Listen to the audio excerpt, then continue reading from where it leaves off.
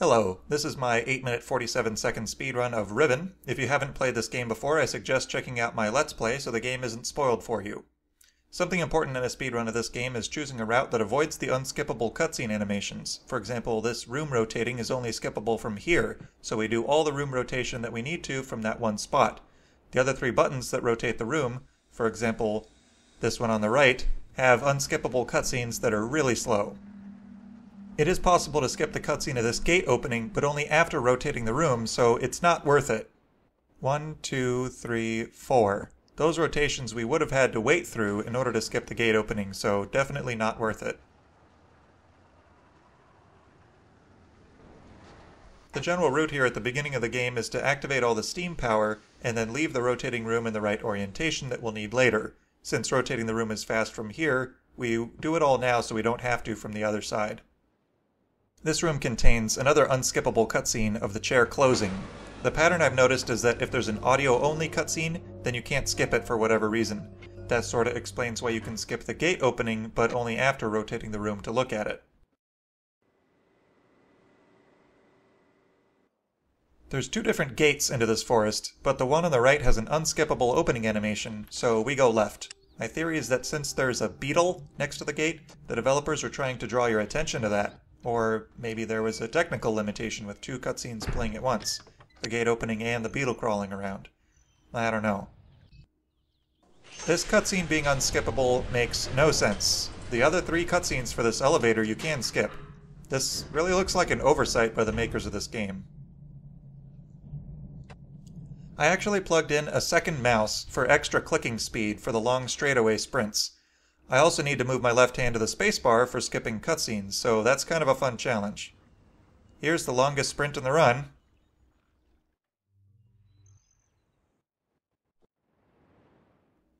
Navigating around this beetle pool is actually pretty challenging, and I'm pretty happy that I got that easily.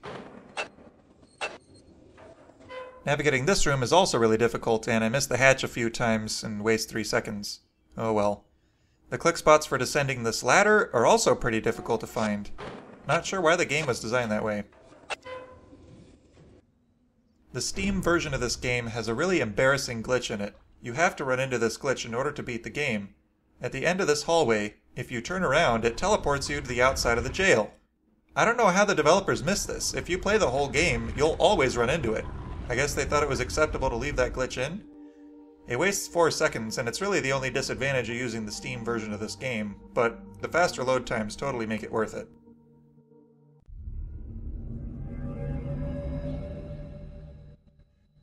The trigger for getting the woman to show up here is looking at both of these windows.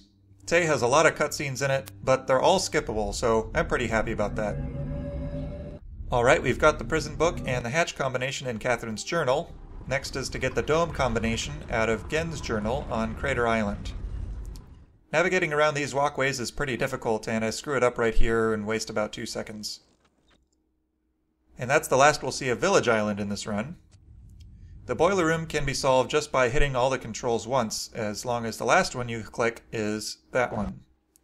The two-handed clicking helps a lot when going through these pipes in this island, and we have to go through another pipe later as well. Coming up is the dome combination in Gen's journal, which is random every time you start the game. It's written in fancy number symbols that you learn from the classroom, and while the meaning of the symbols is not random, the sequence of symbols here is random. I have to read the password and write it down as fast as I can, so I need to be fast at identifying which numbers I'm looking at. To help me practice this, I made some flashcard software in HTML5, and there's a link to that in the description of this video. Now we return to the Dome Island, and aside from Katherine's prison, we're actually done on all the other islands of Riven. We never need to visit the map island, because the only thing to get there is knowledge that doesn't change from one game to the next. The fire marble code is the same every game, and entering it in here is pretty nerve-wracking, because it's really easy to miss the tiny holes you're supposed to drop the marbles into. The purple one is the most error-prone for some reason. I suspect maybe the mouse hotspots aren't quite aligned with that area of the image. Now we're heading for the nearest dome to go trap Gen and get Katherine's prison combination. I overshoot the elevator right here and waste about 1 second. Oh well. While I'm waiting for the dome button to work, I'm looking down at my notes and reading the combination out loud to myself. That way I can keep my eyes on the screen when I'm entering it into the game. I got pretty lucky with this password because 2 of the numbers you can just push to the right without positioning them precisely, so that's lucky. Now that we're in Gen's new age, we signal him and wait. Which brings me to the point of all this. The linking book you brought with This section of the game has the longest unskippable cutscene by far. This is 1 minute and 14 seconds, and most of this is just looking at Gen looking at the prison book. Thank you. I'm pretty sure the reason you can't skip this cutscene is because you need to interact with it partway through by clicking on the prison book that Gen is holding out to you.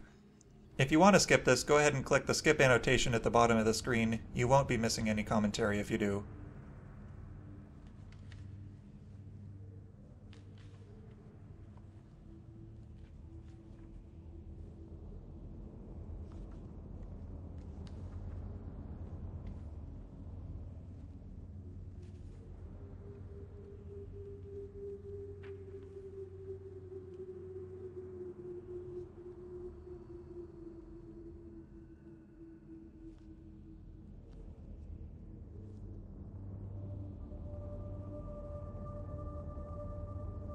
The timing for being able to click on the book seems kind of inconsistent to me, but maybe I just don't know where to click. You can see me moving my mouse around trying to click everywhere that it might be.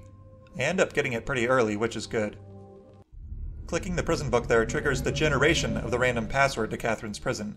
By playing around with save and load, it's possible to enter in the other 2 random passwords in the game before you were supposed to have learned them, but for Katherine's prison, the game doesn't let you do that because there isn't even a correct password until you capture Gen.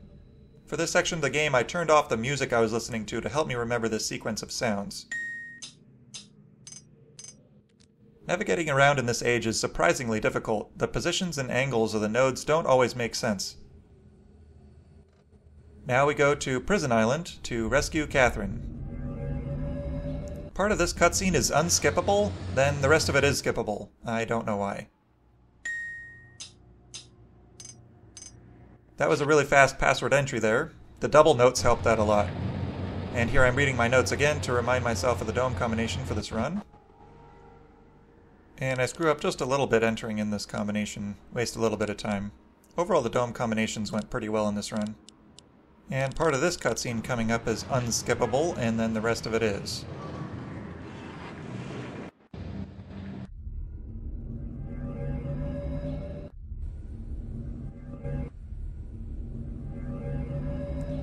Well, Katherine is saved, and all we have left to do is break open the hatch. That's about 1.5 minutes of work, but it takes 2 minutes, mostly due to some unskippable animations.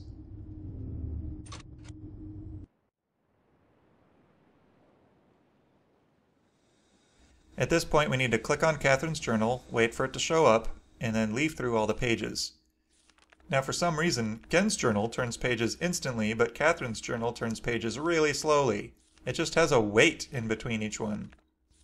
I turned off the transition animations in this game, which, if they'd been on, would have showed a little wiping animation that looks like you're turning a page there. But even after turning those off, the game still makes you wait for them to be done. Seems like a programming oversight. And this password is short enough that I don't have to write it down, and I'm standing right here so I can just enter it in from memory. You can't skip the telescope going down, and the time for the run is the end of input, which is right as you click the button the last time here. This animation here is the same no matter how you open the hatch, but once you turn to the left, you see a different video play depending on how you completed the game.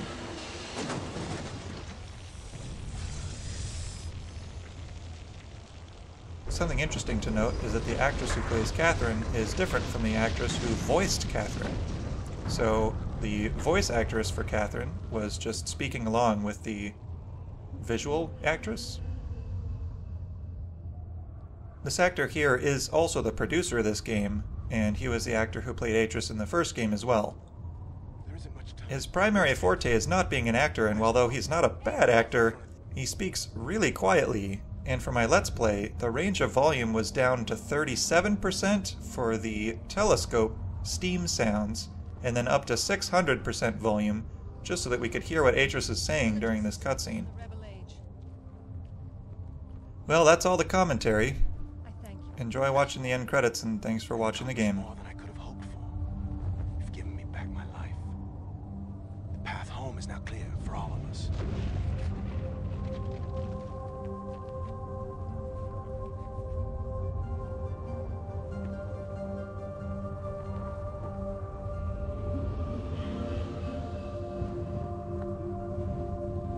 This is where our paths must part.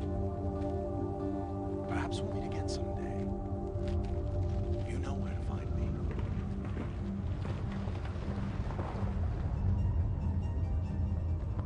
Goodbye, my friend.